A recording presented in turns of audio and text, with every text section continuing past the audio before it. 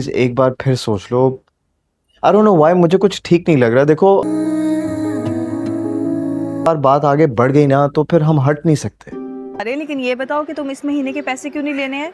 एक suitable choice है कि वो आकर उन्हें संभाल लेंगे, एवरीथिंग विल बी फाइन। और बेहतर होगा कि आप अपनी उल्टी सीधी गुफ्तगू मुझसे ना करें। वैसे तो पहली से पहले मुंह उठा के आ जाते हो। ड्रामा सीरियल दिल ही तो है कि आने वाले एपिसोड में आप देखेंगे मोहित और सबरीना के झगड़े के बाद और फिर जब मोहित उससे माफी मांगने लगेगा तो सबरीना दोस्तों से कहेगी कि कोई बात नहीं है, अब मुझे इसकी आदत हो गई है। जिस पर दोस्तों मोहित उसे कहेगा कि तुम इस तरह कैसे कर लेती हो, जिस तरह से मैं तुम्हारी बार बार बेइज्जती करता हूँ और तुमसे गुस्से में बात करता हूँ। इस तरह से अगर कोई और लड़की होती तो कब का मुझे छोड़ के चली जा चुकी होती। दोस्तों यहाँ पर मोहित सबरीना का हाथ पकड़ते हुए उसे कहेगा कि कहीं तुम्हें मुझसे मोहब्बत तो नहीं हो गई।